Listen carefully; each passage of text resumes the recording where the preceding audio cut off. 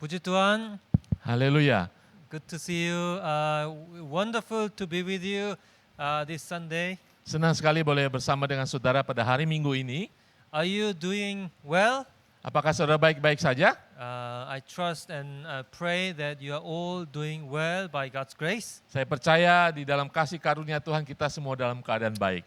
Now, today we're going to continue our Talking Animal series. Ya, hari ini kita masih melanjutkan seri khotbah binatang yang berbicara. And today we're going to talk about a very, very small creature. Ya, hari ini kita bicara tentang satu hewan yang begitu kecil. Now, can you guess the very, very small creature? Bisa saudara tebak, binatang yang sangat kecil. Of course, we're talking about the ant. Ya, kita bicara tentang semut. Now, the ants, they appear twice in the Bible and both in the book of Proverbs. Ya, semut hanya dibicarakan 2 kali di dalam Alkitab, yaitu di dalam kitab Amsal. And they are shown as an example of hard working, providing in the summer for the winter. Ya, semut menggambarkan suatu hewan yang bekerja keras, yang menyiapkan makanan di waktu musim panas dan juga mempersiapkan di waktu musim dingin. And there are so many things we can learn from very small creature, the ant. Banyak sekali yang bisa kita pelajari dari binatang kecil ini. So let's turn to Proverbs 30 and then we're going to read Proverbs 6 as well. Mari kita baca di dalam Amsal 30 ayat ke-25. Dikatakan, semut bangsa yang tidak kuat tetapi yang menyediakan makanannya di musim panas. And then Proverbs 6 to 8. Di dalam Amsal 6 ayat 6 sampai 8. Hai pemalas, pergilah kepada semut, perhatikanlah lakunya dan jadilah bijak. Biarpun tidak ada pemimpinnya, pengaturnya atau penguasanya, ia menyediakan rotinya di musim panas dan mengumpulkan makanannya pada waktu panen. Amen. Amin. Why don't we have a word of prayer? Father God, we thank Mari you kita for your berdoa. word. Terima kasih untuk firman-Mu Tuhan. We pray that you will speak to us through your words. Kami bicara bila Engkau berbicara kepada kami melalui firman-Mu. In Jesus' name we pray. Di dalam nama Tuhan Yesus kami Amen. berdoa. Amin. Now, the two things we can learn from the small ants. Ya, 2 hal yang kita bisa pelajari dari binatang kecil ini, semut. First is that they are self-motivated. Pertama adalah semut memotivasi diri sendiri. What does it mean to be self-motivated? Apa artinya memotivasi diri sendiri? That means self-motivate people, they don't need to be told what to do. Artinya seseorang yang memotivasi diri sendiri, dia tidak perlu dikasih tahu apa yang harus dilakukan. They just do it. Mereka melakukan apa yang harus dilakukan. Ants don't need to be told what to do, they just do it. Ya, semut tidak perlu dikasih tahu untuk melakukan apapun, dia melakukannya.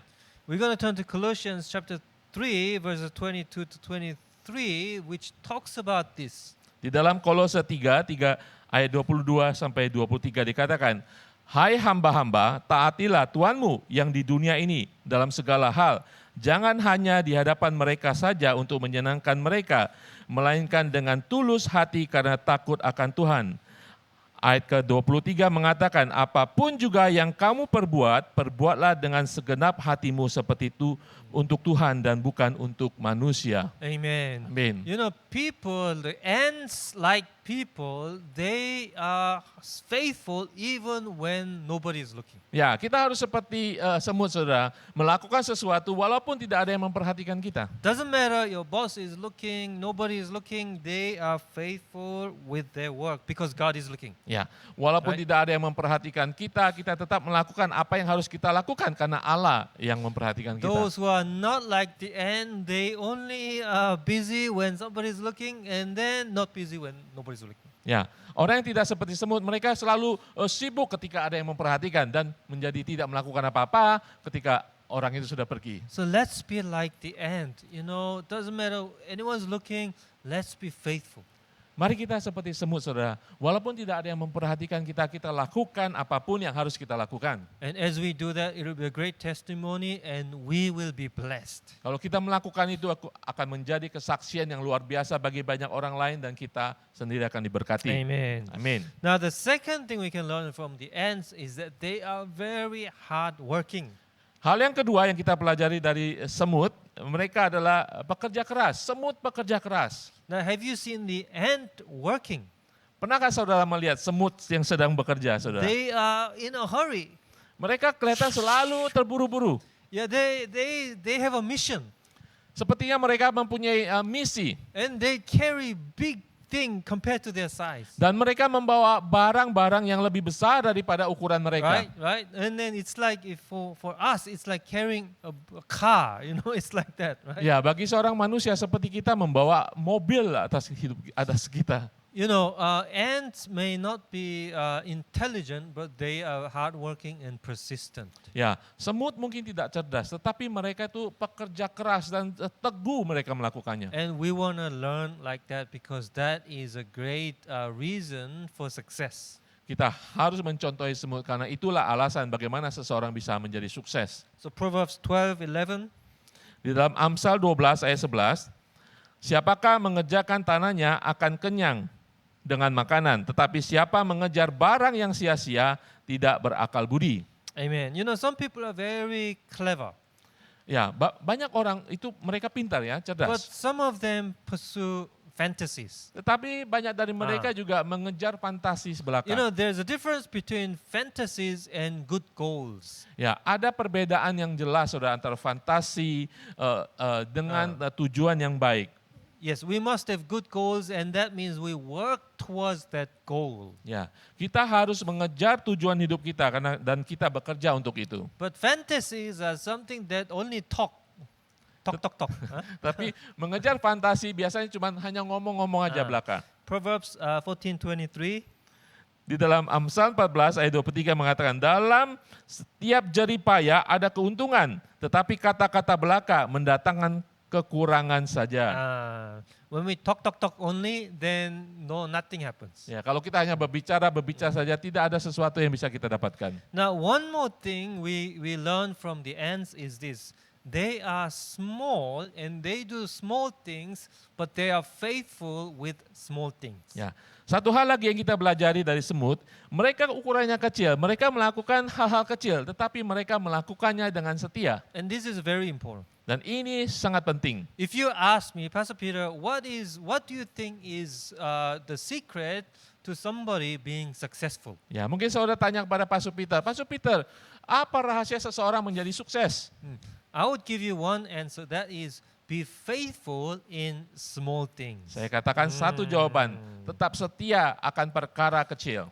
Some people don't like to do small, tedious things. Ya, banyak orang tidak mau melakukan hal-hal kecil yang sepele. They only like to do interesting things that people appreciate. Ya, mereka lebih condong melakukan hal-hal besar, hal-hal yang dihargai, diapresiasi oleh orang lain. But if we are not faithful with small things, then we cannot be faithful with big things. Tetapi kalau kita tidak setia, tidak mengerjakan hal-hal perkara kecil, kita juga tidak akan setia dengan perkara besar. Luke 16:10. Di dalam firman Tuhan Lukas 16 ayat 10 mengatakan, barang siapa setia dalam perkara-perkara kecil, ia setia juga dalam perkara-perkara besar, dan barang siapa tidak benar dalam perkara-perkara kecil, ia tidak benar juga dalam perkara-perkara besar. Amen. Now, today's message is not just about work. Ya, pesan khotbah hari ini bukan hanya tentang bekerja keras, but it's about spiritual things as well. tapi juga berbicara tentang hal-hal rohani. So the things about the end we can apply to spiritual issues. Jadi kita bisa belajar dari semut tentang kehidupan rohani kita. These are quite difficult times. Ya, kita tahu pada saat ini adalah masa-masa yang susah. And then maybe there will be more challenging times ahead of us. Mungkin akan terjadi juga tantangan-tantangan lebih lagi di waktu-waktu yang akan datang. Honestly, maybe these are the last days. Ya, mungkin ini adalah saat-saat terakhir. I'm not saying the world will end tomorrow, nobody knows the time, but it may be we are approaching the last days. Ya, saya tidak mengatakan bahwa besok dunia akan berakhir, tetapi kalau kita perhatikan kita sudah menjalani masa-masa akhir. You know, difficult times doesn't not just means everyday life difficulty, but it also includes spiritual difficulties. Ya, masa-masa susah bukan berarti hanya kehidupan kita ya mengalami kesusahan, tetapi juga berbicara tentang kesusahan di dalam kehidupan rohani. And we learn this from Jesus in Matthew 24:10-14, and he talks about the last days. Ya, kita belajar dari Yesus. Yesus mengajarkan di dalam Matius 24 ayat 10 sampai 14 dan dikatakan, dan banyak orang akan murtad dan mereka akan saling menyerahkan dan saling membenci. Banyak nabi palsu akan muncul menyesatkan banyak orang dan karena makin bertambahnya kedurhakaan maka kasih kebanyakan orang akan menjadi dingin. Tetapi orang yang bertahan sampai pada kesudahannya akan selamat. Ayat 14, dan Injil kerajaan ini akan diberitakan di seluruh dunia menjadi kesaksian bagi semua bangsa. Sesudah itu barulah tiba kesudahannya. Amen. So Jesus warns that in the last days, number one, there will be many people will fall away from faith. Ya, pertama Tuhan Yesus ingin mengingatkan kita pada akhir-akhir zaman ini banyak orang akan menjadi durhaka. So let us be very careful. Let us encourage one another. Let us help each other, not fall away from the faith. Ya, mari kita saling mendukung, saling kita membangkitkan semangat supaya kita tidak menjadi sesat. It says many will betray one another and hate one another. Dan dikatakan ada orang yang saling menyerahkan, saling membenci. You know, betrayal it's like very bad. You know, it's like no trust. Ya, menyerahkan atau yang berbuat sebaliknya itu tidak ada kepercayaan di antara kita. In verse 11 it says there will be many false prophets. Ya, ayat 11 mengatakan akan banyak nabi palsu. You know, you watch YouTube, you watch internet, there's so many people, they want your attention. Ya, kalau kita lihat di internet, di YouTube, banyak orang di sana ingin menarik perhatian saudara. They may be saying the right things, they may be saying attractive things, but be very careful. Ya, mungkin mereka mengatakan sesuatu yang benar, sesuatu yang menarik, tetapi kita harus hati-hati. And verse 12 it says there are a lot of people who have lawlessness. There will be a lot of lawlessness. Ya, ayat 12 mengatakan makin bertambahnya kedurhakaan. And it says love of many will grow cold. Dan juga kasih kepada orang lain akan menjadi dingin. So verse 13, Jesus says, therefore you must endure, and those who endure to the end will be saved. Ayat 13 mengatakan, Yesus mengatakan kita harus menjadi orang yang bertahan sampai pada kesudahan. So Dan kita akan selamat. I want to share with you 3 ways to endure like the end. Ya, saya ingin membagikan 3 hal bagaimana kita bisa bertahan sampai How do terakhir. we endure these kind of like very challenging times, maybe the last days, how to endure? Ya, bagaimana kita bertahan pada masa-masa akhir zaman ini? Amen. Number one is like as I shared 2 weeks ago, we must resist temptation. Ya, seperti saya bagikan minggu lalu, pertama kita harus menolak segala cobaan. There are so many temptations to get lazy, to commit to kingdom groups. Ya, banyak sekali cobaan ya, seperti cobaan menjadi malas untuk kita bergabung dalam suatu kingdom group. You know, temptation to gossip, temptation to complain, Cobaan untuk kita menggosipi orang, cobaan kita untuk komplain. temptation to see bad things, and temptation to be, you know, many things, Ya, temptations. cobaan untuk melihat hal-hal yang buruk dan banyak sekali cobaan-cobaan saudara. We must resist and flee from temptations. Kita harus menghindari dan kita harus lari daripada segala cobaan itu. And number 2, verse 14, we must preach the gospel to the Yang whole world. Ya, kedua, pertama kita lari daripada cobaan. Yang kedua adalah kita harus memberitakan Injil Tuhan kepada seluruh dunia. Why is this part of solution? Because the gospel is the solution. Ya, kenapa memberitakan Injil bagian daripada solusi di akhir zaman ini? Karena itu adalah bagian daripada solusi dalam kehidupan rohani It kita. is urgent and we must share the good news to everyone. Karena memberitakan Injil Tuhan, kabar baik kepada setiap orang itu sangat penting sekali. Amen. Amin. One last point and I'm going to close is this. We must become conquerors. Ya, poin ketiga adalah kita harus menjadi orang yang pemenang. It is not enough just to resist evil, but we must become conquerors. We must conquer. We must be victorious. Ya, kita tidak cukup hanya kita menolak, lari daripada segala cobaan, tetapi kita harus memenangkan, harus bertahan dan memenang dalam kehidupan kita. You know, in the book of Revelations, book of Revelation of course talks about the last days. God was speaking to the 7 churches. Ya, kalau kita lihat di dalam Kitab Wahyu, Allah berbicara kepada 7 jemaat pada saat itu. And maybe the 7 churches represent different churches, different believers. But anyhow, he was telling them the messages to 7 churches. Ya, mungkin 7 jemaat ini mewakili gereja-gereja ya, apapun yang ada saat ini. Tetapi Allah, Tuhan ingin berbicara kepada 7 jemaat ini. And every time he gave them solution, every time he told them to conquer. Ya, kepada 7 jemaat ini ketika Tuhan mengatakan solusi-solusi dalam kehidupan mereka bergereja, tetapi Tuhan juga mengatakan mereka harus menang, harus menjadi pemenang. So he's going to read, Pastor Ari is going to read like a little bit of each church and then the relevant verses about this. Ya, kita akan lihat firman Tuhan kepada 7 gereja atau jemaat pada saat itu di dalam kitab Wahyu.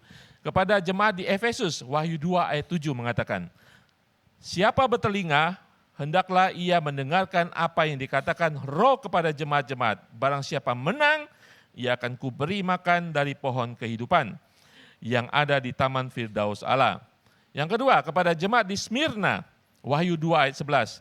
Siapa bertelinga, hendaklah ia mendengarkan apa yang dikatakan Roh kepada jemaat-jemaat. Barang siapa menang, ia tidak akan menderita apa-apa oleh kematian yang kedua. Yang ketiga, kepada jemaat di Pergamus, Wahyu 2:17 mengatakan, siapa bertelinga, hendaklah ia mendengarkan apa yang dikatakan Roh kepada jemaat-jemaat. Barang siapa menang, kepadanya akan kuberikan dari mana yang tersembunyi, dan aku akan mengaruniakan kepadanya batu putih yang di atasnya tertulis nama baru yang tidak diketahui oleh siapapun selain oleh yang menerimanya. Berikutnya kepada jemaat di Tiatira, Wahyu 2:26-27. Demikian firman Tuhan. Dan barang siapa menang dan melakukan pekerjaanku sampai kesudahannya, kepadanya akan kukaruniakan kuasa atas bangsa-bangsa. Dan ia akan memerintah mereka dengan tongkat besi. Mereka akan diremukan seperti tembikar tukang periuk, sama seperti yang kuterima dari Bapakku. Kepada jemaat berikutnya, jemaat di Sardis, Wahyu 3 ayat 5. Barang siapa menang, ia akan dikenakan pakaian putih yang demikian. Aku tidak akan menghapus namanya dari kitab kehidupan, melainkan aku akan mengaku namanya di hadapan Bapakku dan di hadapan para malaikat.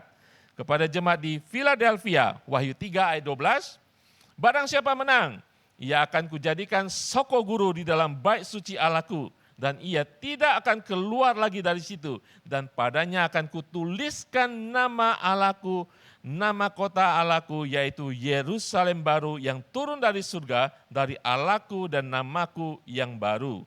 Kepada jemaat di Laodikia, Wahyu 3:21, barang siapa menang, ia akan kududukan bersama-sama dengan aku di atas tahtaku, sebagaimana aku pun telah menang dan duduk bersama-sama dengan Bapakku di atas tahtanya. Amen. Amen. I know you are blessed just by reading this. Ya, saya percaya saudara diberkati dengan membaca firman Tuhan ini. You know, a lot of people are afraid of the last days, worried about all the challenges coming up. Ya, banyak orang takut dan khawatir pada zaman sekarang, zaman akhir ini, atas tantangan hidup yang mereka hadapi. But Jesus telling every church, every believer to be overcomers, conquerors, to be victorious. Ya, tapi Yesus mengatakan kepada semua jemaat gereja dimanapun saat ini untuk kita menjadi pemenang lebih daripada pemenang. Amen. Because Jesus was victorious. Karena Yesus sendiri sudah memenangkan bagi kita. And with the help of the Holy Spirit, we can be victorious. Dengan pertolongan Roh Kudus kita menjadi lebih daripada And pemenang. one more thing we learn from the ant, how to be victorious is to be faithful with small things. Ya, dan kita belajar hari ini dari semut untuk menjadi pemenang, kita harus taat, setia atas perkara-perkara kecil. Work diligently, Dan kita bekerja secara giat. pray diligently, Kita juga berdoa tanpa henti-hentinya. commit to the kingdom groups diligently. Kita komit kepada kingdom group di tempat kita secara giat. Help each other with love, without ceasing. Ya, menolong tanpa henti-hentinya pada setiap orang yang membutuhkan dengan kasih Tuhan. Proclaim the good news. Nyatakan Injil Tuhan. And as we work like that, as we are persistently like that, we will be overcomers, we will be Ya, conquerors. kalau kita melakukan semua itu secara persisten, secara tekun dan giat, kita akan menjadi lebih daripada pemenang. Amen. Amin. I believe and I pray that our ICA Indonesian congregation, everyone will be conquerors. Ya, saya berdoa untuk setiap jemaat ICA Indonesia, setiap kita akan menjadi lebih daripada And pemenang. we look forward to all these, rewards that was promised in the book of Revelation. Ya, kita melihat semua yang disediakan Tuhan ketika kita menjadi lebih daripada pemenang. Amen. Amin. So let me now pray for you. Let me close in prayer. Nah, mari saya berdoa, mari kita tutup dalam doa. Why don't we all close our eyes? Mari kita tutup mata kita. Let us pray. Father God, we thank you for your word. Terima kasih Bapa di surga, terima kasih untuk firman-Mu. Even through very small creature, the ant, there's so many things you are teaching us. Walaupun melalui semut, binatang yang kecil ini banyak hal yang kami boleh pelajari. You have created this small creature ant to teach us wonderful truth. Engkau menciptakan binatang kecil ini Tuhan untuk mengajari kebenaran-Mu Tuhan. And likewise, you have given us so many things. And as we are faithful in small things, we will become victorious. Engkau sudah memberikan banyak hal dalam kehidupan kami.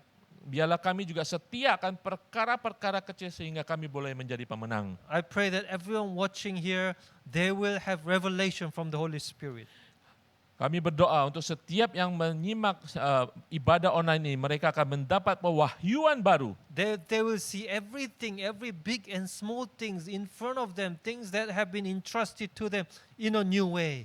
Mereka akan melihat dengan cara yang baru apapun yang sudah dipercayakan kepada kami semua, hal-hal kecil, hal-hal besar, And be faithful. dan menjadi setia akan hal So tersebut. that when we stand before you, Jesus, we will hear, "Well done, thou good and faithful servant." Sehingga suatu saat kami berdiri di hadapan-Mu, Engkau akan mengatakan hambaku yang setia. In Jesus' name we Di pray. dalam nama Tuhan Yesus. And everyone says, Dan setiap kita mengatakan, Amen, amen, Amen, amen. amen.